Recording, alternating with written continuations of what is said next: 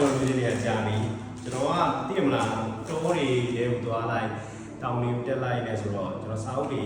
သွားတာလည်းကြိုက်တယ်ပြီးစာအုပ်တွေအများကြီးလည်းမသိနိုင်အဲ့တော့ကျွန်တော်ဒီဟာလေးကိုရချင်နေတာဒါလေးကဒါလေးဖြစ်မလဲပေါ့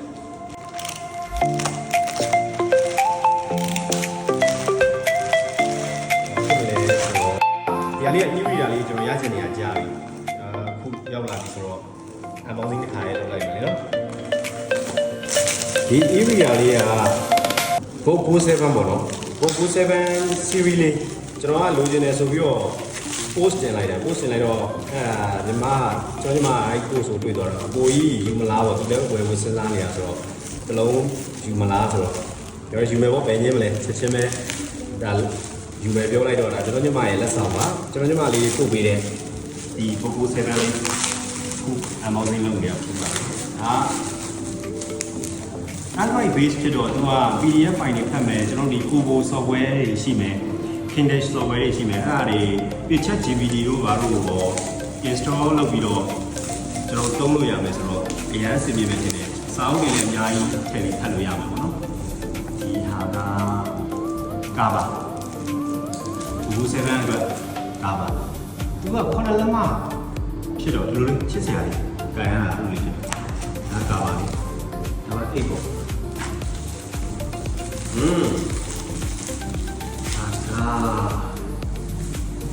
Kobo 7 Kobo ရဲ့ series 7 series ဒီကတော့ကာလာနဲ့လာတာရှိတယ်ကာလာနဲ့ Kobo 7ဟိုမှာကာလာနဲ့နောက်ဆုံးထွက်တာပေါ့နော်ဒါကသူ့ရဲ့ရှေ့ရထွက်ထားရတာ generation ကတော့11ဖြစ်မှမသိဘူးဗျာဒါပြီးမှအမောင်းလုပ်မယ်ပေါ့နော်ဒါလည်းကာပါတော်တော်လေးတော့စေတနာပါပါလေးလုပ်ပြီးတာထည့်ထား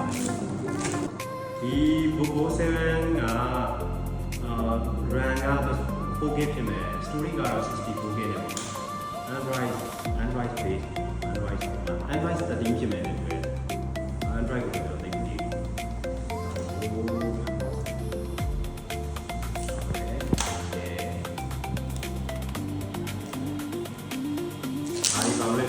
ဒီမှာပန်ရှိရယ်ဒီမှာသုံးတဲ့ပန်ရှိရယ်အဲ့ဒီပန်နဲ့တွဲသုံးရင်တော့တော်တော်လေးအဆင်ပြေတယ် note တွေရေးလို့ရမယ် secret တွေအလုံးဆွဲလို့ရမယ်ပေါ့နော်အဲ့ဒါလေးတွေဆိုရင်တော့တော်တော်အဆင်ပြေတယ်အဲ့ပန်နဲ့ရှင်မရအောင်ပဲဒီတိုင်းဆိုရင်တော့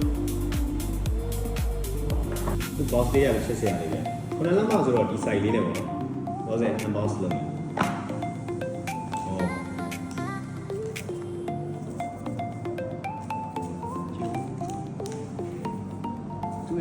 စာအုပ်လေးကချစ်သေးသေးလေးပါဟောရပါ